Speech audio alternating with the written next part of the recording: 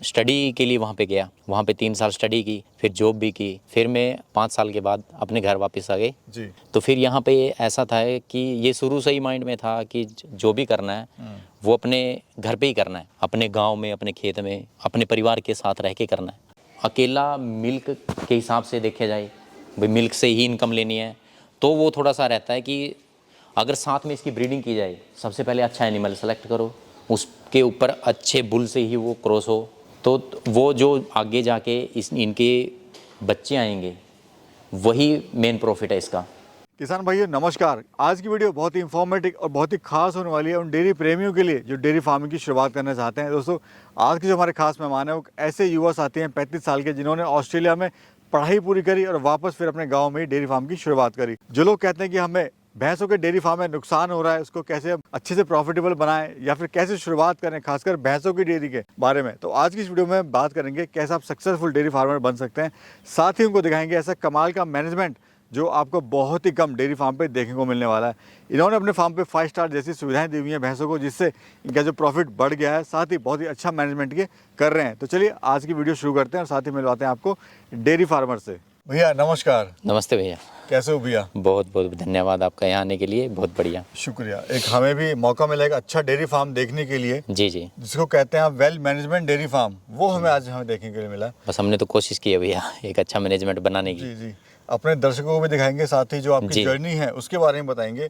सबसे पहले तो अपना और अपने फार्म का परिचय दीजिए। जी, मेरा नाम राम मेहर है सर, और गांव थेनेवल है, कैथल हरियाणा से। आपकी जो जर्नी है सर बड़ी इंटरेस्टेड रही है। जी, आप विदेश में थे, ऑस्ट्रेलिया में। जी, ऑस्ट्रेलिया से आपने पढ़ाई पूरी करी जी, वापस आप हिंदुस्तान आए जी, और वापस गांव में आए अपने, जहाँ पे आपका जन्म हुआ है। जी, जी, और एक नए बिजनेस की शुरुआत करी आपने। जी। तो क्या वो सफर था सर ऑस्ट्रेलिया का? कैसे आपका आना हुआ, क्या सोच के आप आए, थोड़ा बताइए। वो ऐसा रहा सर कि मैं स्टडी के लिए वहाँ पे गया, वहाँ पे 3 साल स्टडी की, फिर जॉब भी की, फिर मैं 5 साल के बाद अपने घर वापस आ गए। जी। तो फिर यहाँ पे ऐसा था कि ये शुरू से ही माइंड में था कि जो भी करना है वो अपने घर पे ही करना है, अपने गांव में, अपने खेत में, अपने परिवार के साथ रह के करना है। तो उसके लिए बस इसके बारे में थोड़ी सी नॉलेज जुटाने की कोशिश की। तो इसका यानी आपने मन बना लिया था कि मुझे वापस गांव में ही आना है। वापस गांव में ही आना है और गांव में ही कुछ करना है, क्योंकि यहाँ पे ऐसे बहुत से सोर्स हैं जिनको ऊपर तक लेके जाया जा सकता है। अच्छा, जैसे आप वापस हिंदुस्तान में आए तो फिर आपने कौन कौन से बिजनेस की तलाश करी, मतलब क्या क्या मुझे करना है? जी, हमने पहले पोल्ट्री में की सर। हमने अपना एक फार्म पोल्ट्री का लगाया, लेयर फार्मिंग अपनी, छत्तीसगढ़ के अंदर फार्म अपने 1 लाख की लेयर पोल्ट्री फार्म अपना। उसको स्टेबल करने के बाद फिर यही था कि अपने गांव में ही कुछ करें, गांव में भी रोजगार भी होगा, अच्छा होगा, गांव का नाम भी कुछ कर पाएँ। जी जी, बिल्कुल, तो बिल्कुल। उसके लिए फिर जमीन से जुड़ा रहा याद। हाँ, क्योंकि ज़मीन से जुड़ के जो सेटिस्फैक्शन, एक खुशी मिलती है, वो कहीं नहीं है, वो विदेश में भी नहीं है, कहीं नहीं है, ये रहा। ठीक है, आपने फिर डेयरी की शुरुआत करी। डेयरी की शुरुआत करने से पहले मैं एक एज ए भाई कहूँ, उनको गुरु कहूँ, उनके पास गया कि इसको सुरजीत मलिक जी हैं उमरा हांसी से, जो मुर्रा के बारे में बहुत बढ़िया नॉलेज रखते हैं जी। तो उनसे मिला मैं। उन्होंने जब इसको थोड़ा एक्सप्लेन किया तो फिर इसको एक अच्छे से समझने में बहुत हेल्प हुई। अच्छा सर, जैसे हम देख रहे हैं अभी फार्म के आपने खुद का हरा चारा लगाया हुआ है यहाँ पर। जी जी, इसमें कितने तरह का आपने चारा लगाया हुआ है? इसमें अभी 3 तरह का चारा है। इसमें कोशिश ये रहती है सर कि अलग अलग वैरायटी ही बनी रहे चारे में, और ऊपर से इसको प्योर ऑर्गेनिक बनाया गया है। जो भी फार्म से जो भी वेस्टेज पानी होता है वही पानी इसमें लगाया जाता है। इसमें रे दवाई का कोई यूज़ नहीं किया जाता, पानी नहीं आ रहा, अलग से पानी नहीं आ रहा, और इस पानी की वजह से इसको दवाई की कोई ज़रूरत नहीं रहती, कोई पेस्टिसाइड कुछ नहीं है। खुद का हरा चारा होना जरूरी है। हाँ, हम देख रहे हैं ये क्या सिस्टम आपने किया हुआ है, पानी डाला हुआ है? ये सर ऐसा है कि बाहर से कोई भी आदमी एंटर करता है तो इसमें फॉर्मेलिन डाली जाती है हर सुबह, तो इससे कि सारा जो भी बैक्टीरिया होता है वो टोटली डैमेज हो जाता है यहीं पे। तो अभी अगर बात करें अपने पास कौन सी ब्रीड है ये सर अपने पास प्योर मुर्रा ब्रीड है, अपना मुर्रा की ब्रीडिंग के ऊपर ही काम है। अच्छा, ये अपनी मुर्रा है सर? जी। इसकी सर पहचान क्या होती है, थोड़ा वो भी बता दीजिए। ये पहचान इसकी जो हाइट रहती है वो थोड़ी दरमियानी ही रहती है, बीच का साइज रहता है इसका। इसका सींग 90 डिग्री पे रहता है, जैसे ये लंबा टाइम दूध देती है, और इसी से एक अच्छी ब्रीड और अच्छा प्रॉफिटेबल फार्म को बनाया जा सकता है। शुरुआत जो आपने करी थी वो कितने एनिमल से करी थी और अभी कितने हैं? शुरुआत सर 4 एनिमल से की थी और अभी फार्म पे टोटल 40 एनिमल हैं। और बुल कितने हैं सर? बुल एक ही है सर। ये जो मुर्रा सर अपनी भैंस है, ये दूध कितना देती है प्रतिदिन की अगर बात करें? ये प्रतिदिन 20 लीटर दूध देती है। और अपने फार्म पे कितना आ रहा है सर? अपने फार्म पे अभी 1.5 से पौने 2 क्विंटल दूध है सर। हम जो देख रहे हैं सर, बड़ी शाइन आपकी भैंसें जो है, बड़ा मैनेजमेंट आपने किया हुआ है। जी। जैसे एक तरह से बात करें, ये पानी का जो सिस्टम आपने किया हुआ है सर, जी जी। ये थोड़ा इसके बारे में बता दीजिए।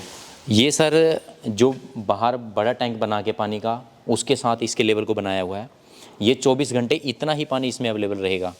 ये भैंस को जिस टाइम पीना है वो वैसे अपनी मर्जी से पी सकती है और इसमें साफ़ पानी रहता है जी। पशु को। एक चीज़ और है सर, पंखे वगैरह आपने लगाए हैं, सर्दियों के लिए हीटर आपने लगाए हुए हैं। जी जी। तो और जितने मतलब कंफर्ट में रहेगी उतना अच्छा रहेगा। उसी कंफर्ट के लिए इसको सुविधा दी जाती है सर कि कंफर्ट जितना रहेगी उतना ही मिल्क प्रोडक्शन अच्छा होगा, इसकी बॉडी का मेंटेनेंस अच्छा रहेगा, जी जी। टाइम से कंसीव करती है, सभी चीज़ों का फ़ायदा रहता है। हम देख रहे हैं सर, आपने जो पूरा फार्म है जाली से कवर किया हुआ है। जी। तो ऐसा आपने क्यों किया हुआ है? क्या इससे आपको बेनिफिट हो रहा है? जाली का सर ऐसा है कि भैंस को कोई भी मक्खी या मच्छर गर्मियों में परेशान नहीं करता और दूसरा इसमें वेंटिलेशन बना रहता है सर। कोई भी गर्मी अंदर नहीं बनती, हवा चाहे कम भी हो तो भैंस को गर्मी महसूस नहीं होती। ये गर्मियों के लिए बहुत अच्छा है। यानी इससे जो अपना जानवर है वो कंफर्ट में रहेगा। जी, वो कंफर्ट में है। अभी से जो दूध आ रहा है वो टोटल कितना आ रहा है? डेली का क्या प्रोडक्शन चल रहा है? ये अभी 1.5 क्विंटल दूध है सर। यानी 150 किलो दूध आपका आ रहा है। जी। और जा कहाँ रहा है वो? ये सर कुछ गांव में चला जाता है, कुछ शहर में, और कुछ का घी बनाया जाता है जो ट्रेडिशनल तरीके से होता है, उसको घर पे घी बना के वो सेल करते हैं। क्या रेट का जा रहा है सर अभी दूध अपना? दूध जा रहा है सर 70 रुपये में। और ये घी क्या रेट दे रहे हैं? घी जा रहा है सर अपना 1200 रुपये में। ठीक है जी। यानी सेलिंग की कहीं कोई समस्या है नहीं? नहीं, आपको? सेलिंग की कोई समस्या नहीं है सर इसमें। हम देख रहे हैं सर, आपने मैट भी यहाँ डाला हुआ है, तो इससे क्या जानवर जो भैंस है या अपना बुल है वो कंफर्ट में रहता है? जी, इसका अच्छा एक रोल रहता है क्योंकि जो पक्के में बैठते टाइम ना पशु के घुटने घिस जाते हैं आगे से, वो इसको तकलीफ देते हैं। जी। और जो पक्के की वजह से भैंस का थन भी कई बार कट जाता है या कुछ है, तो ये सभी चीज़ों से सेफ रहती है। यानी कंफर्ट में रहती, इतना कंफर्ट में रहेगी हाँ, उतना ज़्यादा ये उतना ही अच्छा, ये रिलैक्स फील करती है पूरा।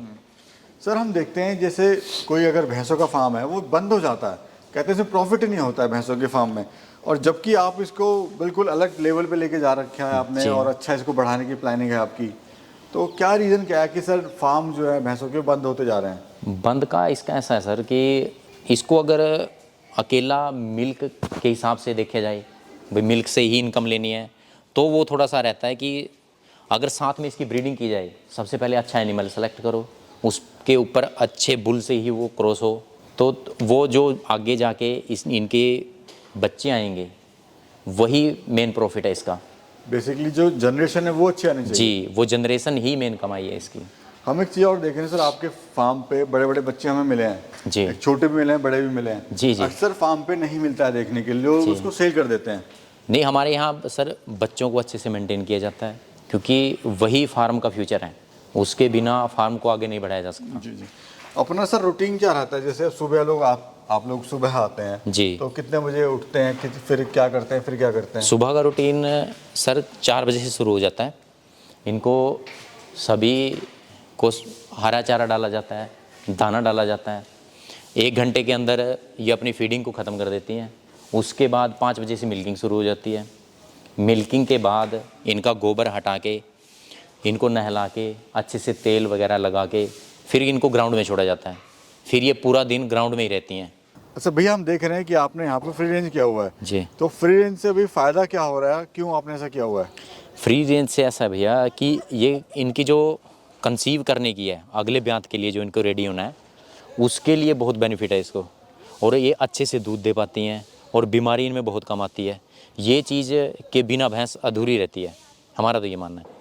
यानी जितना खुला रहेंगी उतना ज़्यादा हाँ, रहेगी। उतना ही कंफर्ट रहेंगी तो ये हर एंगल से स्वस्थ रहेंगी, अच्छा मिल्क प्रोडक्शन दे पाएंगी। सुबह कितने बजे छोड़ते हैं, कब तक रहती हैं बाहर ये? सुबह इनको भैया नहला के 8:30 से 9 बजे बाहर निकाल दिया जाता है, तो शाम को इनको 4 बजे अंदर फीडिंग पे सीधा ये फिर 4 बजे ही जाएंगे अंदर। हम देख रहे हैं जैसे कोई भैंस है अपनी मर्जी से बैठ रही है, हाँ अपनी मर्जी से उठ रही है, जी। तो जो उसको मन कर रहा है वो ये कर रही है। जी, ये अपनी मर्जी से ही एक्टिविटी करेगी पूरा दिन। धूप में बैठना है, छाँव में बैठना है, गर्मियों में तालाब में बैठना है, तालाब इनको अटैच दिया हुआ है। ये इनकी मर्जी पे डिपेंड करता है सब कुछ, ऐसे नहीं है भाई इसको ज़बरदस्ती बांध के रखा हुआ है। अच्छा भैया, हमारे जो दर्शक हैं, कोई जी। अगर करना चाहता है जी, डेयरी फार्म भैंसों का, वो कैसे करे, कितनी भैंसों से शुरुआत करे, थोड़ा टिप्स दीजिए।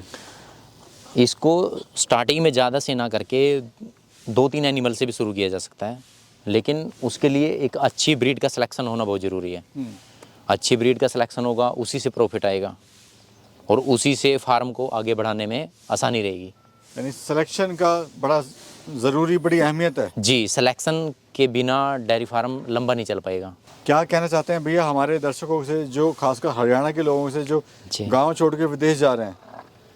नहीं, वैसे तो सबका अपना अपना पॉइंट ऑफ व्यू रहता है, लेकिन अपने गांव और अपनी ज़मीन में सब कुछ बनाया जा सकता है, इतना भी मुश्किल नहीं है।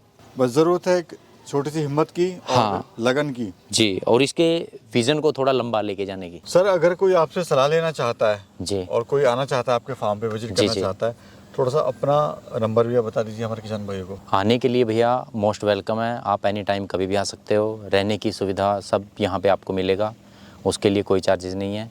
मेरा मोबाइल नंबर है सर 9991511017। और उसके लिए अगर आपको भैंस के लिए कोई नॉलेज चाहिए हमसे भी ज़्यादा, जहाँ से हमने सीखा है, आप सुरजीत मलिक जी से मिल सकते हैं, जिनका गांव उमरा है, हाँसी में, हिसार के पास है वो। वहाँ आप जाओगे, वहाँ वो आपको अच्छे से ट्रेनिंग भी दे पाएंगे और अच्छे से गाइड भी कर पाएंगे, जिससे आपको भैंस के समझने में और उसके बिजनेस को समझने में बहुत आसानी होगी। आसानी होगी। हाँ। उनकी जो लाइन है वो क्लियर हो जाएगी। जी, वो एक विज़न को क्लियर कर सकते हैं, उनका एक्सपीरियंस इतना है। बहुत बहुत शुक्रिया भैया, thank you ji, so ji, much, आपने बहुत- समय दिया और बहुत अच्छी जानकारी हमारे किसान भाई को देंगे। खुश। बहुत बहुत धन्यवाद। नमस्कार। जी।